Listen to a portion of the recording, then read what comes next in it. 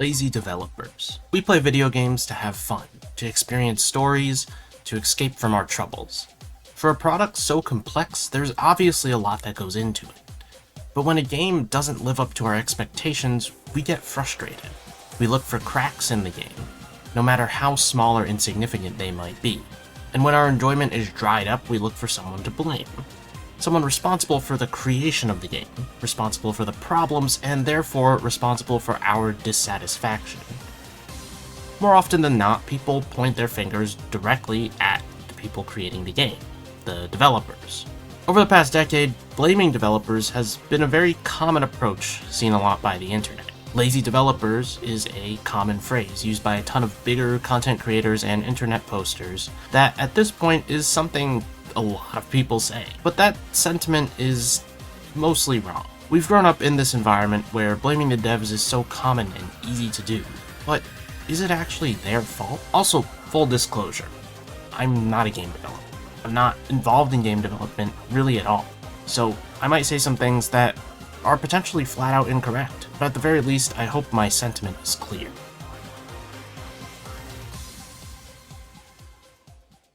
Let me take you back down memory lane.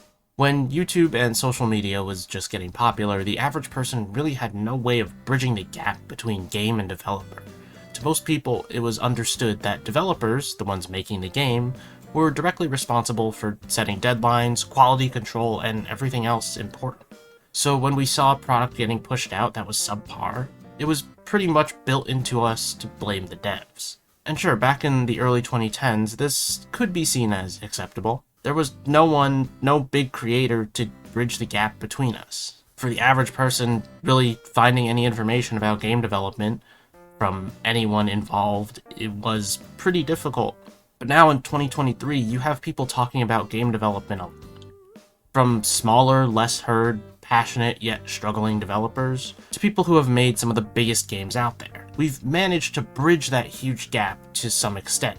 Even at a base level, it's easy to understand how difficult and complex game development is. Understanding has changed, and we can hear firsthand about how difficult and confusing game development is. I think my views began to change more as I got older, realizing that game development is a huge group effort. Every team has to communicate effectively and efficiently while meeting deadlines and crafting their components. The project has to be consistent.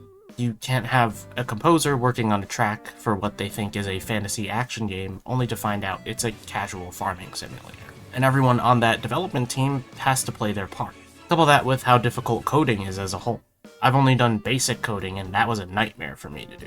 Imagining doing that not only with a large-scale project but with other people's code working together, because now you have to make sure your code works with theirs and there aren't any game-breaking issues. It's kind of terrifying. In general, what I'm trying to say is this stuff is complex, complicated, and confusing. And that we don't give devs enough credit for the things that we barely make note of. Even the very basic action of getting someone to sit in a chair is much more complex than you could imagine. I can't even wrap my head around such intentions. Rolling back to the thing I said about setting deadlines, the developers don't get to decide the release date. Sure, they can probably make appeals and ask for extensions, but the reality is that those big corporate executives, CEOs, COOs, and publishers really get to decide when the project has to come out. The big business funding the project gets to decide when it should be ready by. Sometimes this information isn't even conveyed to the developers. Now, this isn't everyone. In fact, I assume most companies are organized enough to make it clear to the development team when things need to be finished by. But in recent years, we've gotten so many developers being more open about being exploited, harassed, overworked, that to me, it's no surprise that games are being hurt by this. You have these companies that release broken games before they're ready and then fix it later, and then they're praised for it. You have companies dropping the most insanely broken games just to get them out the door, and then on to the next thing. Sometimes they don't even fix it. Worst of all, this isn't the fault of the devs. To give you an example, if you were told that you had 7 days to make a project happen, and you said, well, I actually need 3 months to do this reasonably, and your boss said, best I'll give you is 2 weeks, would that not be insane? Who's at fault here, you know? And also, When people say lazy developers, sometimes they use that term to describe things that really aren't that lazy, or lazy at all. It's just part of game development in general. Whose bright idea was it to come here?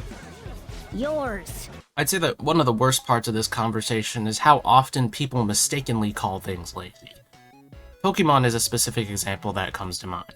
I'm not saying the series is absolved of criticism, but these games are being developed on a 2 to 3 year time cycle when the average big budget AAA title is taking about 5 to 6 years to make. Can you imagine being a developer on this, trying to make this larger scale open world work?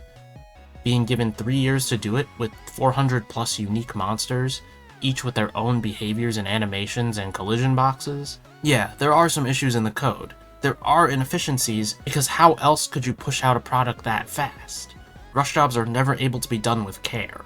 Another one is the reuse of assets, from animations to costumes to different colors and trees. The number of times I see people complain about a model being pulled from another game or being reused in some form is just kind of weird.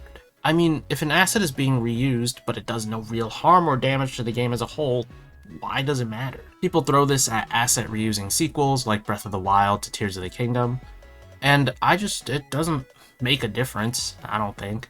Sometimes reusing assets is just done to save time.